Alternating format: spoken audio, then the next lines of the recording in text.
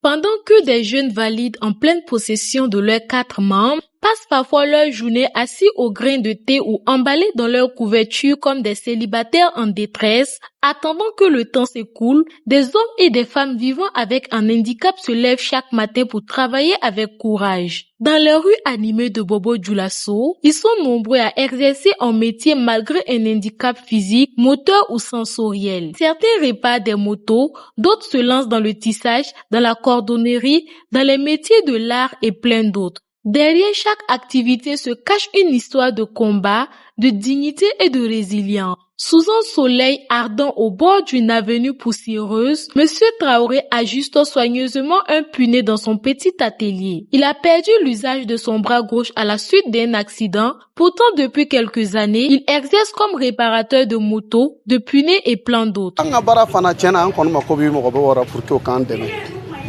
Parce que an fana bi guri pour que an kana sigi kan yɛrɛ kɛ mɔgɔ tɔ ye mɔgɔw ɲɛfɛ ka to an makari don mɔgɔw ra pour que an bɛ se ka firifiri voilà an bɛ firifiri min kɛra ni mɔgɔbaw fana ɲɛ b'an na ten an bɛ firifiri na normalement a ma se an b'a fɔ o ye tuguni n'an sɔgɔra tuguni ka taa garibuya kɛ mɔgɔbaw ɲɛfɛ ka sɔrɔ an bi sera ka firifiri o yɛrɛ ɲɛ b'an na a kɔni bɛ kɛ baara ye.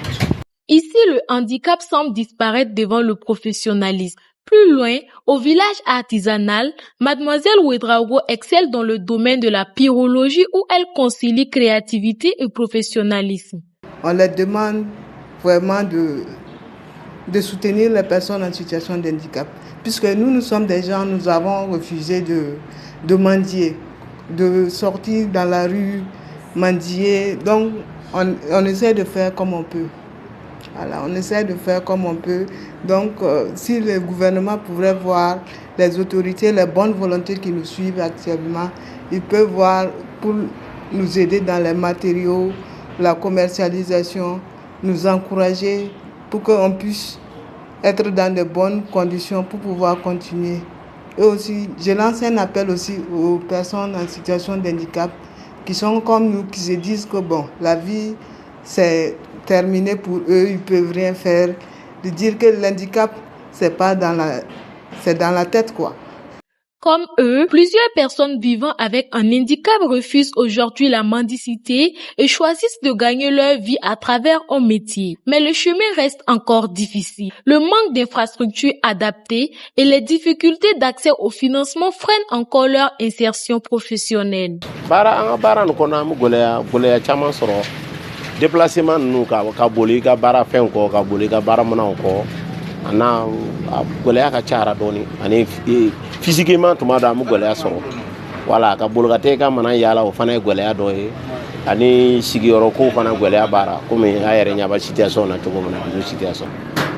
M'a ye an yɛrɛ sigilen don tile la an bɛ samara kalan na bon matériel bonko b'an na minɛnko b'an na haya. An ka baarakɛminɛ ninnu ye an ka baarakɛminɛw de ninnu ye tuma dɔ ni mansinuw n'an tun ye baarakɛminɛ ɲɛnamaw sɔrɔ an bɛ se ka samara yɛrɛ fabriquer bon an y'a bɛɛ formation kɛ ka na sigi haya minɛn tɛ ka baara kɛ donc kama an yɛlɛmana ka kɛ cordonnier an bɛ samara kalan dɔɔni.